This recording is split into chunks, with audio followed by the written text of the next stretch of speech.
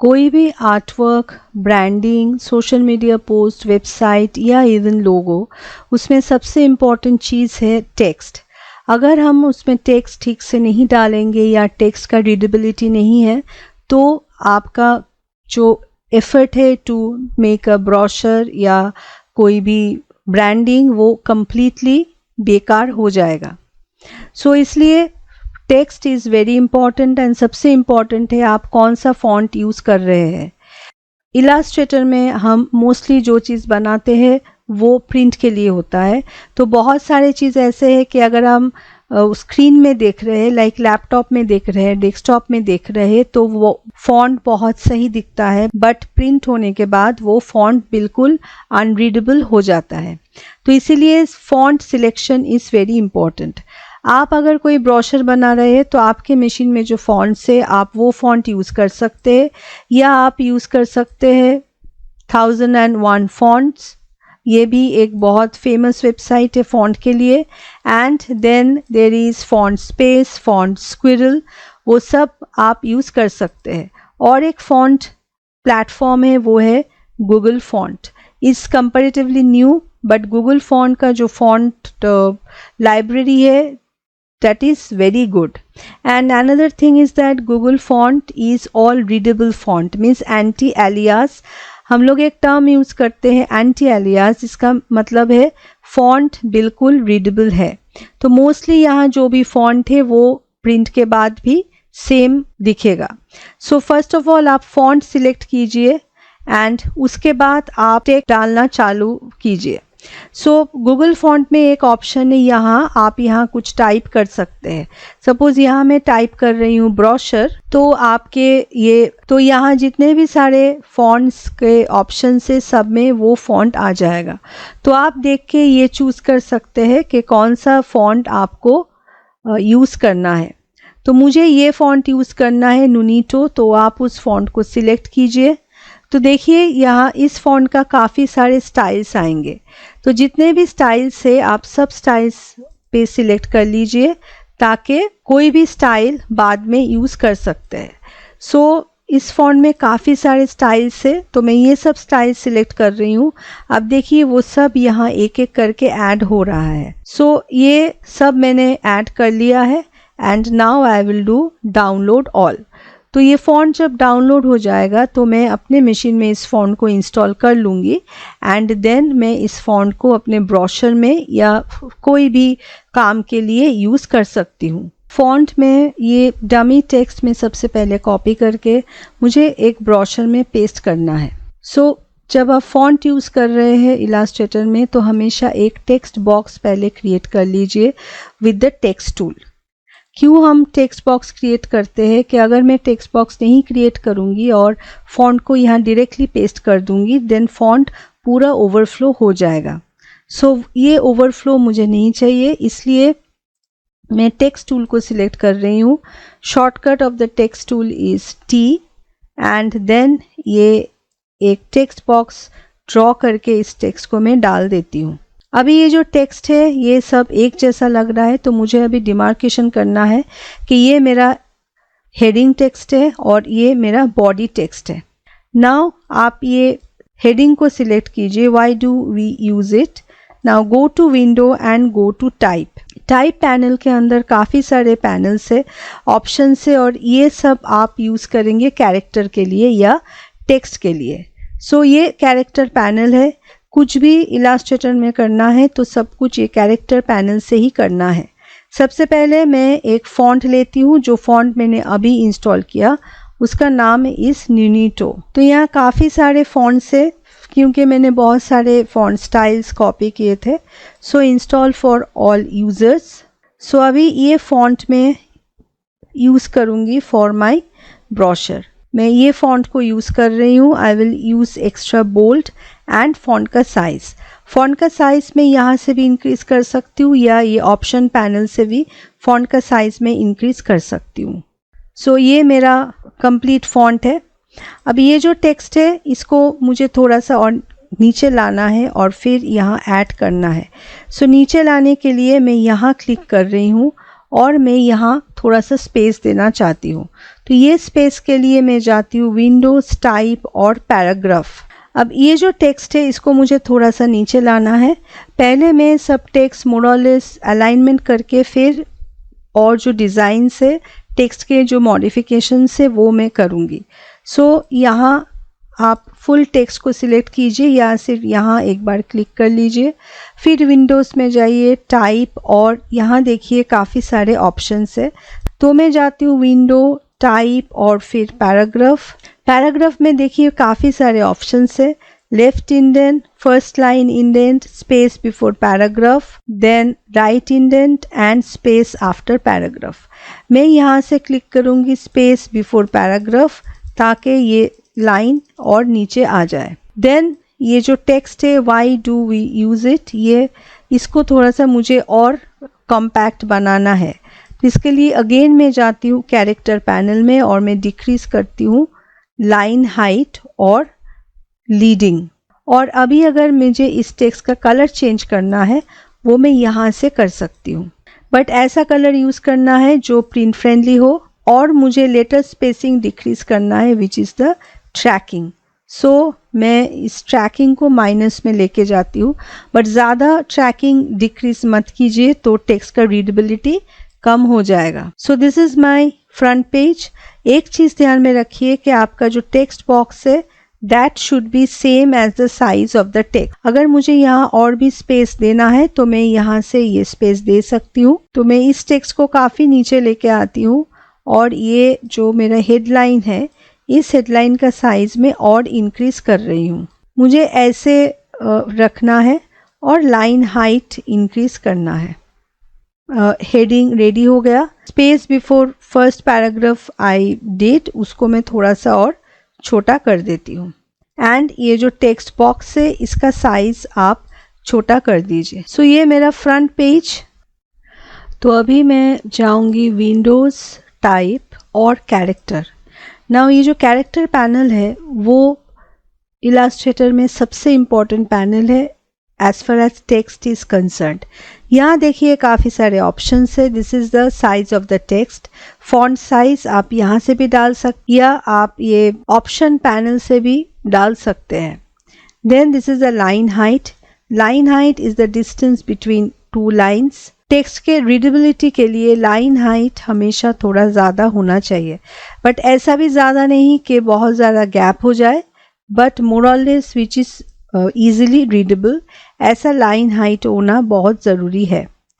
ये है Corning, but Corning हम लोग जनरली यूज़ नहीं करते हैं क्योंकि अगर आप कर्निंग यूज़ करेंगे तो आपका टेक्स्ट का जो रीडेबिलिटी है वो बिगड़ सकता है। फिर ट्रैकिंग हम लोग बहुत यूज़ करते हैं, gap between two words. Then there is this vertical scaling. Vertical scaling जितना कम हो उतना यूज़ कीजिए, उससे आपका टेक्स्ट ऐसे स्केल हो जाएगा। सो अगेन इसमें रीडेबिलिटी का इशू हो सकता है, सो वर्टिकल स्केलिंग आप मत यूज़ कीजिए। तो वर्टिकल स्केलिंग 100 रखना चाहिए और हमेशा उसको 100 ही रखिए। Then this is the horizontal scaling. Again ये हॉराइजेंटल स्केलिंग हम लोग यूज़ नहीं करते हैं। ये जो 4 ऑप्शंस है ये 4 ऑप्शंस जनरली हम अवॉइड करते हैं unless and until you need it. Then नीचे है all caps. If you want all the your text to be in caps then use all caps. उसके बाद स्मॉल कैप, देन उसके बाद सुपरस्क्रिप्ट। स्क्रिप्ट एंड सबस्क्रिप्ट का मैंने देखा है कि बहुत लोगों को प्रॉब्लम होता है। सो अगर मुझे सुपरस्क्रिप्ट करना है तो पहले टेक्स्ट को लिख लीजिए, फिर जो आपको सुपरस्क्रिप्ट करना है उस टेक्स्ट को सिलेक्ट कीजिए और फिर यहाँ से कीजिए सुपरस्क्रिप्ट। तो यहाँ से जो भी टेक्स्ट है underline, then strike through, subscript, ये सब आप ये कैरेक्टर पैनल से कर सकते हैं। तो फर्स्ट टाइम आप जब कैरेक्टर पैनल खोलेंगे तो कभी कभी ऐसे स्मॉल ऑप्शंस आते हैं, सो यहाँ से कीजिए शो ऑप्शंस। अभी मुझे इस ब्रोशर में काफ़ी सारे टेक्स्ट ऐड करने हैं और टेक्स्ट ऐड करने के लिए मैंने इस ब्रोशर के अंदर काफ़ी सारे टेक्स्ट ऐड करके रखे हैं, वो आप देख सकते हैं ये रेड आइकन से। अगर ये रेड आइकन डिस्प्ले हो रहा है इसका मतलब है अंदर काफ़ी सारे टेक्स्ट हिडन है। तो मैं ये टेक्स्ट बॉक्स का साइज इंक्रीज करके कुछ टेक्स्ट को विजिबल कर लेती हूँ, बट फिर भी ये रेड आइकन डिस्प्ले हो रहा है। सिलेक्शन टूल से ये रेड आइकन के ऊपर आप एक बार डबल क्लिक कीजिए तो जो एक्स्ट्रा टेक्स्ट उसके अंदर हिडन है वो डिस्प्ले हो जाएगा। और ये जो लाइन है ये नॉन प्रिंटेबल लाइन है, ये सिर्फ इलास्ट्रेटर में ही डिस्प्ले होगा और इस लाइन से ये शो हो रहा है कि both the text are link together and किस टेक्स्ट के बाद क्या टेक्स्ट है। अभी इस टेक्स्ट को मुझे स्टाइलिंग करना है। ये why do we use it, ये हेडिंग है and where does it come from, ये इस कॉलम का हेडिंग है। सो मैं एक कॉमन स्टाइल क्रिएट करूंगी जिससे ये ब्रोशर में जो भी हेडिंग्स होगा सब में सेम स्टाइल आ जाएगा। ये ब्रोशर सिर्फ 3 फोल्ड ब्रोशर है फ्रंट एंड बैक, बट हो सकता है आप कोई बुक बना रहे हो जिसमें एटलीस्ट 1000 पेजेस है। सो एक कॉमन स्टाइल क्रिएट करना बहुत ज़रूरी होता है for your heading, for your body text. So ये टेक्स्ट को आप सिलेक्ट कीजिए और जो आपको फॉन्ट चाहिए और जैसा इसका स्टाइलिंग चाहिए सब आप यहाँ से सिलेक्ट कर लीजिए। मैं इस टेक्स्ट में पिंकिश कलर चूज़ करती हूँ एंड फॉन्ट साइज और थोड़ा सा इंक्रीज करके 14 कर देती हूँ। Now I go to window और यहाँ से मैं जाऊँगी कैरेक्टर स्टाइल।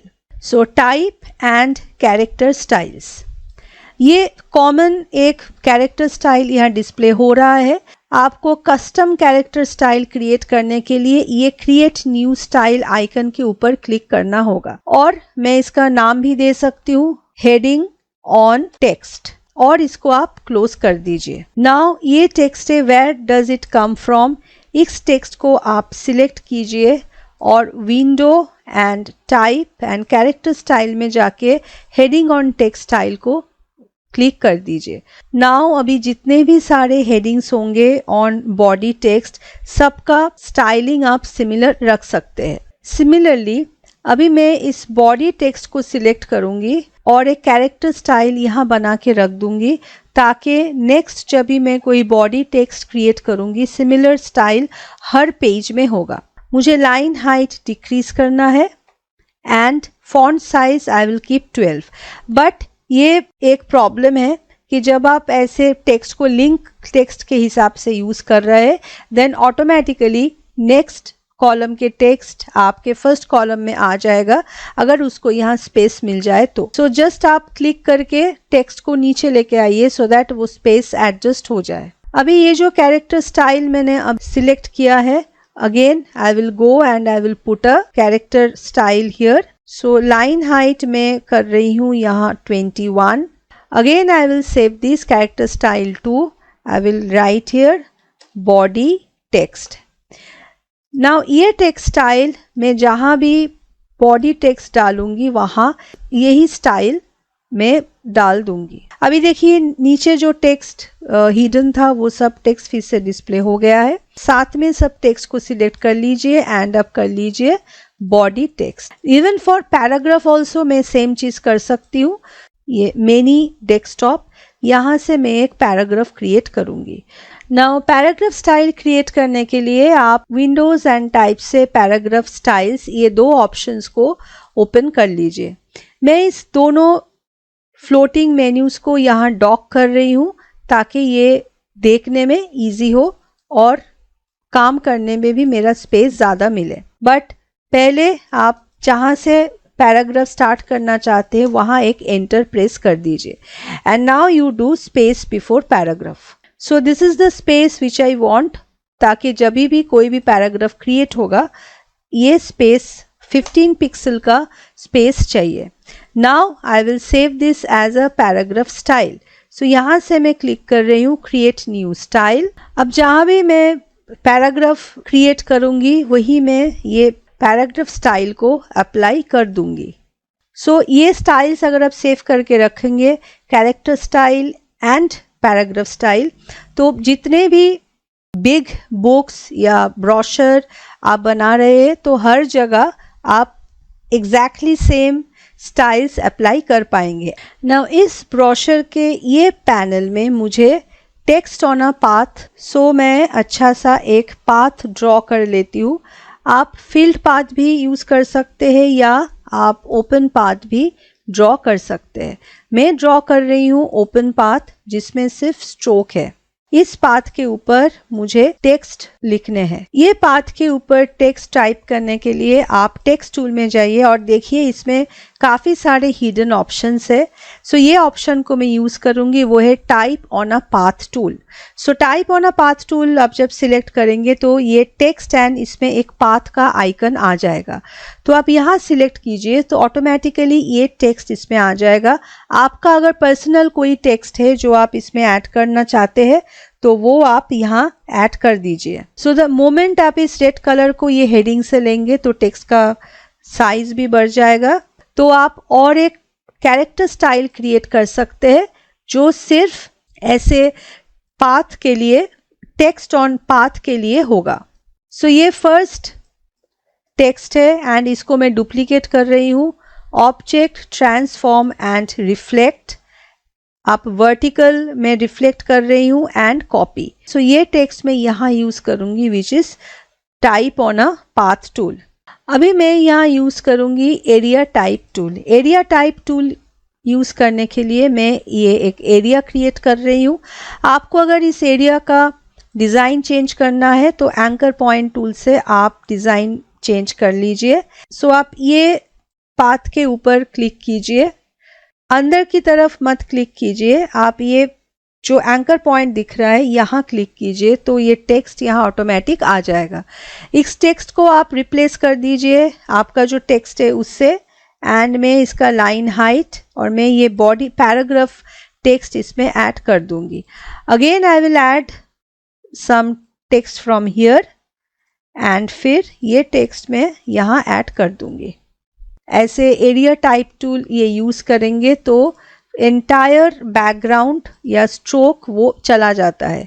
सो अगर आपको ये स्ट्रोक को रखना है देन पहले से आप इस शेप को कॉपी करके रख दीजिए ताकि बाद में आप वो स्ट्रोक को यूज़ कर पाए। सो दिस इज़ द शेप जो जिसके अंदर मुझे टेक्स्ट चाहिए एंड मैं इस शेप को कॉपी करके अलग से रख देती हूँ। Then I do area type tool and मैं इस टेक्स्ट को यहाँ ऐड कर देती हूँ। यहाँ से मैं कर रही हूँ अलाइन सेंटर एंड फिर ये शेप को यहाँ लेके जाइए, right click, arrange, send to back. Text को यहाँ लेके जाइए और आप सिर्फ स्ट्रोक कलर रखिए और फिल कलर को डिलीट कर दीजिए। सो this is area type tool. अभी देखिए इसके अंदर और भी काफ़ी सारे टूल है, वो that is vertical type tool. Different जगह पे क्लिक करके वर्टिकल टाइप टूल यूज़ कर सकते हैं। अब देखिए वर्टिकल टाइप टूल में टेक्स्ट ऐसे वर्टिकली, इस टेक्स्ट को मैं यहाँ लेके जाती हूँ and I place the text here. But ये टेक्स्ट अभी सब एक ही साइज का हो गया है लेंथ में। सो यहाँ से कुछ टेक्स्ट आप डिलीट कर दीजिए एंड फिर इस टेक्स्ट को ऐसे ऊपर आप लेके जाइए। चारों टेक्स्ट आप साथ में सिलेक्ट कर लीजिए एंड देन इसको अलाइन कर लीजिए, दिस वर्टिकल अलाइन टॉप, और फिर इस टेक्स्ट को ऐसे ड्रैग करके यहाँ ऐड कर दीजिए। और मैं ये लाइन सेगमेंट टूल से यहाँ एक लाइन ड्रॉ करूँगी जो मैं यूज़ करूँगी एज अ हैंगिंग एजेंट, और इस लाइन को आप नीचे लेके आइए ताकि इस एंटायर टेक्स्ट के साथ ये अलाइन हो जाए। नाउ इसके अंदर और एक है, वो है vertical area type tool. So मैं और एक एरिया यहाँ क्रिएट करूँगी। सो मैं यहाँ क्लिक कर रही हूँ एंड ये है vertical area type tool. So मेरा एंटायर टेक्स्ट यहाँ एज वर्टिकली प्लेस हो जाएगा। Then vertical type on a path tool. So मैं और एक पाथ यहाँ क्रिएट करूँगी with this pen tool and उस पाथ में मैं यूज़ करूँगी vertical type on a path tool. And आपको अगर इस पाथ को अरेंज करना है, अलाइन करना है तो आप कर लीजिए, एंड पाथ का अगर स्टाइलिंग भी चेंज करना है वो भी आप कर लीजिए। बिकॉज एक बार अगर हम लोग टेक्स्ट टूल इसमें डाल देंगे तो उस पाथ को चेंज करना मुश्किल हो जाएगा, बिकॉज देन आपको टेक्स्ट को भी चेंज करना होगा, टेक्स्ट के अलाइनमेंट को भी चेंज करना होगा। सो मैं करती हूँ vertical type on a path tool. So जो टेक्स्ट है वो ऐसे वर्टिकली क्रिएट होगा और ये जो type on a path tool है उसमें टेक्स्ट ऐसे क्रिएट होता है। नाउ ये ऑप्शन के बाद एक नया ऑप्शन है, वो सीसी इलास्ट्रेटर सीसी में है, वो है टच टाइप टूल। सो मैं यहाँ एक बिग टेक्स्ट क्रिएट कर लेती हूँ with normal type tool only, और इस टेक्स्ट का आप फॉन्ट एंड कलर दोनों चेंज कर दीजिए। सो नॉर्मल टाइप टूल से आप लिख लीजिए and then each and every word को आप यहाँ सिलेक्ट कीजिए। ये जो वर्ड्स है वो एक ही टेक्स्ट बॉक्स के अंदर है but they are acting differently. ये ऑप्शन काफ़ी नया है, ये 2019 का जो एक अपग्रेडेड वर्जन है उससे ये स्टार्ट हुआ है। अगर मुझे अभी इस टेक्स्ट को चेंज भी करना है तो भी मैं यहाँ से चेंज कर सकती हूँ एंड देन फिर से आपको ये टच टाइप टूल यूज़ करना होगा। टेक्स्ट में और एक इम्पॉर्टेंट चीज़ है, जब आप कोई इमेज को टेक्स्ट के साथ प्लेस करना चाहते हैं, सो जनरली आप अगर ऐसे ही इमेज को टेक्स्ट के ऊपर प्लेस कर देंगे तो वो नहीं होगा। सो आप दोनों चीज़ को साथ में सिलेक्ट कीजिए, आपका टेक्स्ट और आपका image. Then you go to objects, text swap and make. जब आप इस ऑप्शन पे क्लिक करेंगे देन आपका text and image automatically adjust हो जाएगा। अगेन आप जाइए text swap and then text swap option, ये है ऑफसेट। अब देखिए मैं ऑफसेट को डिक्रीज कर रही हूँ तो ये जो टेक्स्ट और इमेज के जो गैप है, मतलब ये जो गैप आप देख रहे हैं इमेज एंड टेक्स्ट के बीच, वो डिक्रीज हो रहा है। सो मैं जितना इसको डिक्रीज करूंगी उतना ज़्यादा टेक्स्ट और इमेज अपने आप को एडजस्ट कर लेगा। अभी अगर मैं इस इमेज को साइड में पुश कर दूंगी देन वो टेक्स्ट यहाँ एडजस्ट होगा।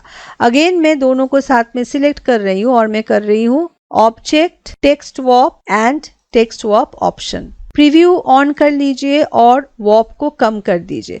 देखिए जितना मैं वॉप को कम कर रही हूँ उतना ज़्यादा इमेज में जो स्पेस है साइड का वो कम हो जाएगा। सो आपको जैसे इसको एडजस्ट करना है आप वैसे इसको एडजस्ट कर लीजिए। ये देखिए अभी मैं इमेज को, अभी ये जो ऑफसेट है वो मैं 0 कर रही हूँ, preview of and preview on, तो ये टेक्स्ट ऊपर जाके इमेज के साइड में अलाइन हो गया है। सो ये टेक्स्ट स्वैप बहुत इंपॉर्टेंट है जब आप ब्रोशर या कोई भी चीज़ में इमेज यूज़ कर रहे हैं तब। Now another important thing is, यहाँ मैंने यूज़ किया है टेक्स्ट इज मॉन्टसेरेट, बट जहाँ मैं प्रिंट के लिए ये भेज रही हूँ अगर उनके पास ये टेक्स्ट नहीं है तो इधर आप टेक्स्ट भेज सकते हैं, बट जनरली हम लोग टेक्स्ट भेजना पसंद नहीं करते हैं अगर प्रिंटिंग हाउस बहुत ट्रस्टवर्दी ना हो। तो आप टेक्स्ट को सिलेक्ट कीजिए एंड इसको आउटलाइन टेक्स्ट में कन्वर्ट कर दीजिए। बट रिमेंबर जब भी आप टेक्स्ट को आउटलाइन टेक्स्ट में कन्वर्ट करेंगे तो आपका टेक्स्ट नहीं रहेगा, कर्व या पाथ बन जाएगा। इसीलिए आपका ये जो कंप्लीट फाइल है ब्रोशर फाइनल, ये कंप्लीट फाइल को एक सेव कर लीजिए एंड देन जो कॉपी है उस कॉपी में आप आउटलाइन टेक्स्ट कीजिए। सो 2 वर्जन्स होगा आपके ब्रोशर्स का या कोई भी प्रिंट फ्रेंडली चीज़ जो आपको प्रिंट करना है, जिसमें एक में टेक्स्ट रहेगा और एक में टेक्स्ट आउटलाइन होगा। जो आउटलाइन ऑप्शन है वो आप प्रिंट के लिए भेजिए और जिसमें प्रॉपर टेक्स्ट है जो आप एडिट कर सकते हैं, यानी एडिटेबल टेक्स्ट जिस ब्रोशर फाइल में होगा वो आप अपने पास रखिए।